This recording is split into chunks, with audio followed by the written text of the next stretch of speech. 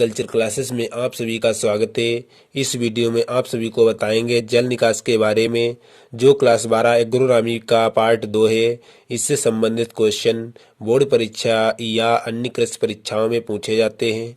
यदि आपको इस प्रकार के सभी वीडियो देखने हैं तो मेरे चैनल को सब्सक्राइब करें, बेल आइकन को प्रेस करें ताकि आने वाली वीडियो की नोटिफिकेशन मिल सके। चलिए ना वेट करते हुए आपको जल निकास की ऑल इंफॉर्मेशन प्रोवाइड कराता हूँ। पहले हम बात कर लेते हैं जल निकास की परिभाषा के बारे में। जल निकास की परिभाषा।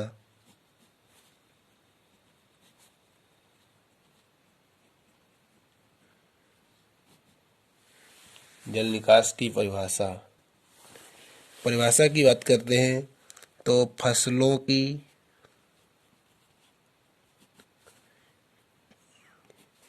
वृद्धि के लिए सतह तथा अधोसतह से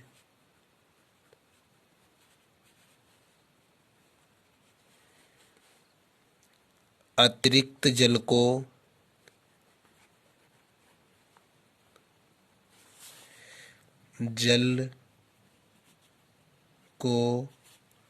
कृत्रिम ढंग से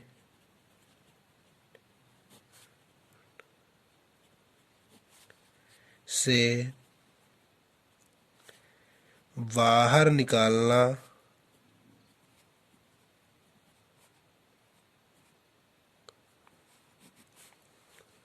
जल निकास कहलाता है।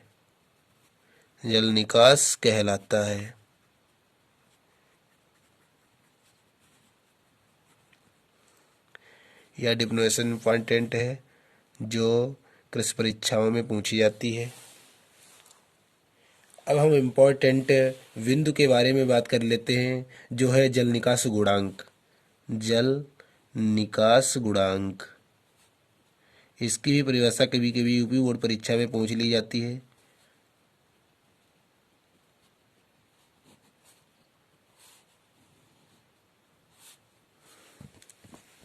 जल निकास गुणांक एक दिए हुए क्षेत्र में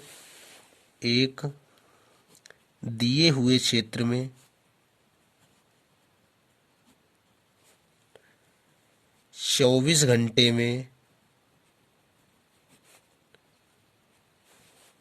जितने जल की निकासी होती है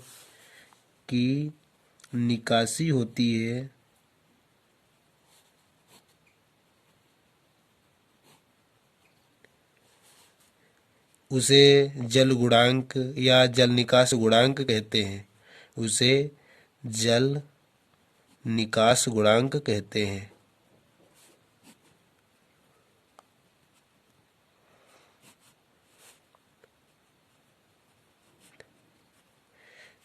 इस प्रकार आप जल निकास गुणांक की परिभाषा भी लिख सकते हैं। अब हम बात करते हैं जल निकास की विधियां। जल निकास की निम्न प्रकार से 2 विधियां होती हैं। नंबर 1 पृष्ठीय जल निकास।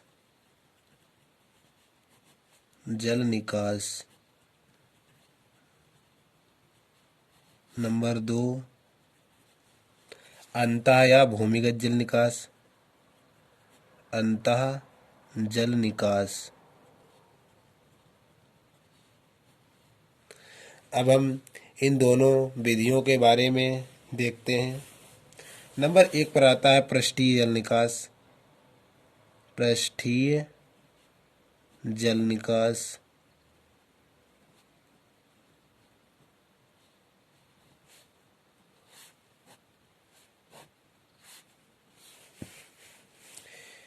इसकी भी निम्न विधियां हैं पृष्ठीय जल निकास की। खुली नालियों द्वारा जल निकास।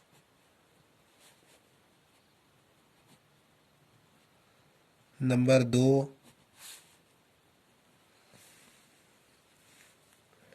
कच्ची खुली नालियों द्वारा जल निकास।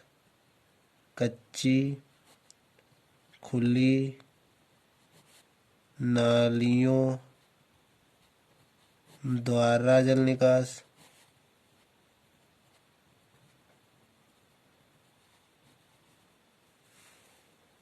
नंबर 3, बंद नालियों द्वारा निकास द्वारा जल निकास।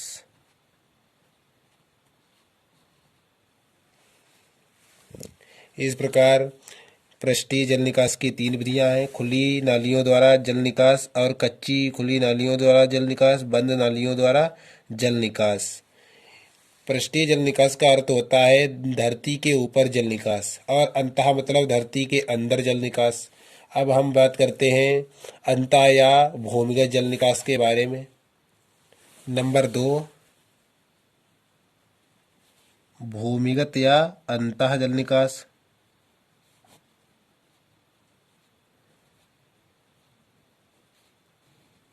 भूमिगत जल निकास की विधियों के बारे में बात करते हैं। नंबर 1, छिद्रित पाइपों द्वारा जल निकास।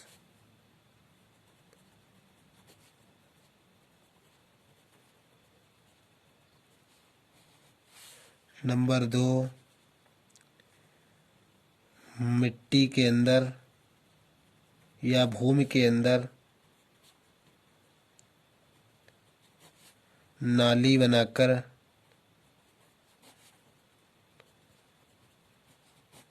जल निकास।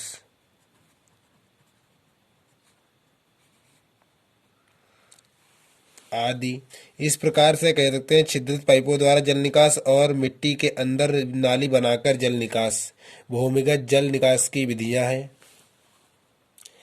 अब हम बात करते हैं जल निकास से क्या क्या लाभ होते हैं। जल निकास से 2 प्रकार के लाभ होते हैं: पौधों पर जल निकास के लाभ और मृदा पर जल निकास के लाभ।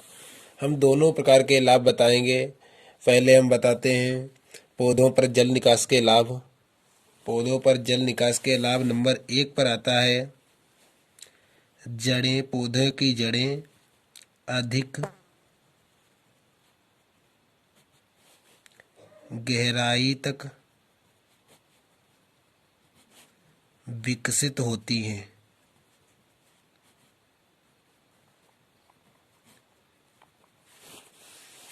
नंबर 2 पर आता है फसलें गिरती नहीं हैं। फसलें गिरती नहीं हैं।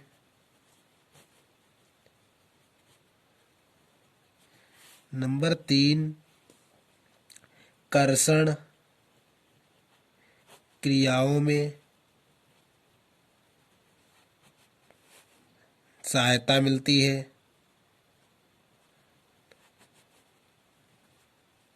कर्षण क्रियाएं जैसे खुरपी चलाना, स्प्रे करना या अन्य दवा डालना। नंबर 4 पर आता है फसलों की उपज या पैदावार में वृद्धि होती है। वृद्धि होती है।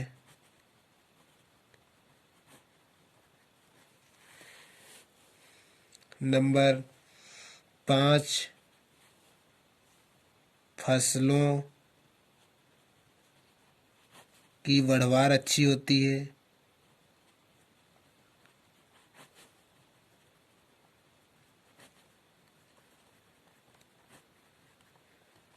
इस प्रकार पौधों पर जल निकास के लाभ आप लिख सकते हैं। अब हम बात करते हैं मृदा पर जल निकास के लाभ। लाभ में नंबर 1 पर आता है मृदा की भौतिक अवस्था ठीक रहती है। नंबर 1, मृदा की भौतिक अवस्था ठीक रहती है।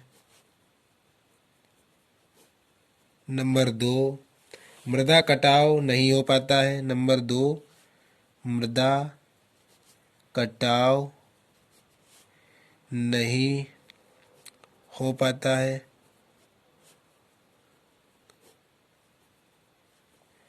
नंबर 3, मृदा में वायु संचार अच्छा रहता है। मृदा में वायु व धूप संचार अच्छा रहता है। नंबर 4 पर बात करते हैं। मृदा का तापमान सामान्य रहता है। मृदा का टेम्परेचर सामान्य रहता है। नंबर 5 पर बात करते हैं। मृदा में उपस्थित नंबर 5 मृदा में उपस्थित सहजीवी जीवाणु। सहजीवी जीवाणु क्या होता है? जैसे राइजोबियम और केचुआ, ये सभी सहजीवी जीवाणु हैं। जीवाणु क्रियाशील रहते हैं, यानी कि ये अपने कार्य करते रहते हैं। इस प्रकार आप मृदा पर जल निकास के लाभ भी लिख सकते हैं, जो कि बोर्ड परीक्षाओं में 6 मार्क के पूछे जाते हैं। इसके बाद हम बात करते हैं जल भराव या वाटर लॉगिंग या जलक्रांतता, जो कि कक्षा 12 के स्टूडेंट्स के लिए महत्वपूर्ण टॉपिक है, जो सबसे ज़्यादा लिखने को पूछा जाता है यूपी बोर्ड परीक्षा में। हम इस पर बात करते हैं जल क्रांतता या जल क्रांति, जिसे इंग्लिश में भी कह सकते हैं वाटर लॉगिंग।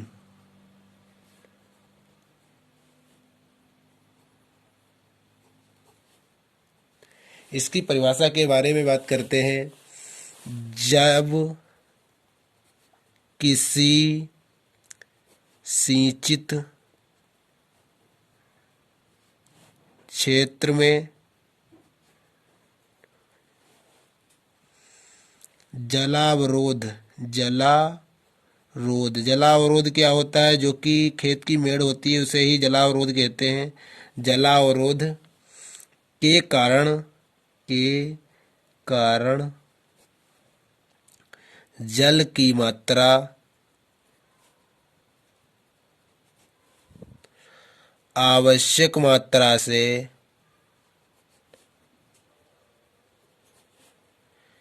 कहीं अधिक हो जाती है।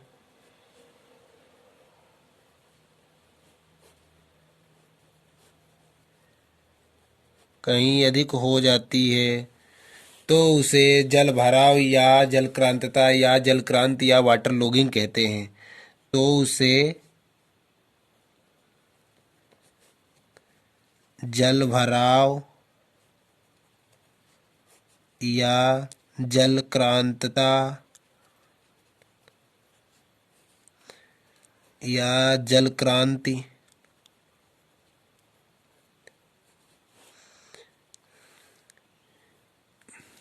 या जल भराव,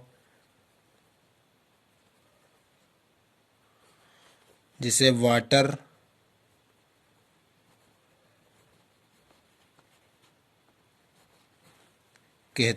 लॉगिंग कहते हैं। इस प्रकार आपसे कुछ भी कह सकता है, जल भराव की परिभाषा दीजिए, या जल क्रांतता की परिभाषा दीजिए, या जल क्रांति की परिभाषा दीजिए, या वाटर लॉगिंग की परिभाषा दीजिए। तो इसका आंसर यही होगा, जो बहुत ही मोस्ट इम्पॉर्टेंट है। अब हम बात करते हैं जल भराव से हानियाँ क्या हैं। जल भराव ही जल निकास का उल्टा होता है। जो जल निकास से लाभ होते हैं, वही उसका निगेटिव होता है, जल निकास से हानियाँ। इसमें हम नंबर 1 पर लिखेंगे। नंबर 1, भूमि पर प्रभाव या भूमि की हानियाँ। भूमि पर प्रभाव या भूमि को हानियाँ क्या होती हैं जल भराव से? बात करते हैं नंबर 1 पर भूमि का तापमान गिर जाता है, सामान्य से गिर जाता है।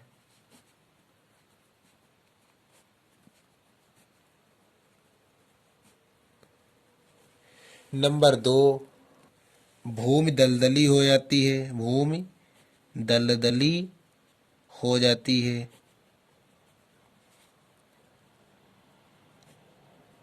नंबर 3,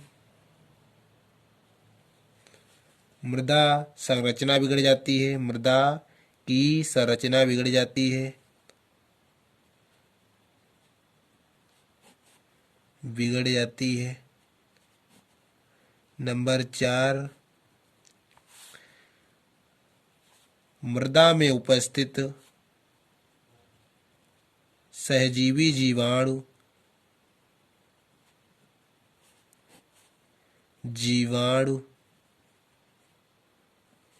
अपना कार्य करना बंद कर देता है, जिसे कहते हैं निष्क्रिय हो जाते हैं।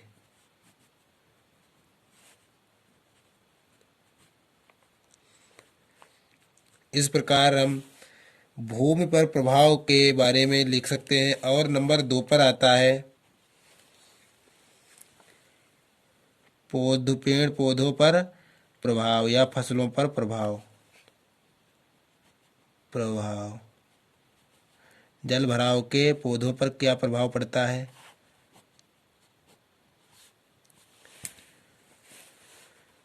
नंबर 1 पर आता है पौधों की वृद्धि रुक जाती है, पौधों की वृद्धि रुक जाती है।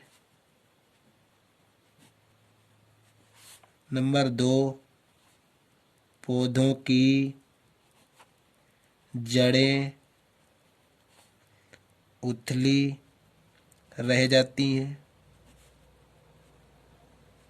नंबर 3, फसलों या पौधों पर रोग व कीट का प्रकोप अधिक होता है।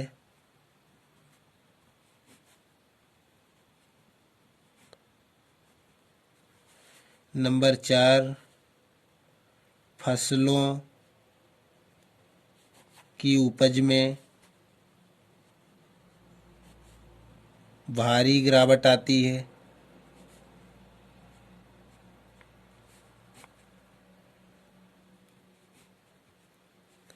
इस प्रकार आप जल भराव से हानियां लिख सकते हैं, जो कि जल निकास का निगेटिव होता है। जल भराव से हानियां।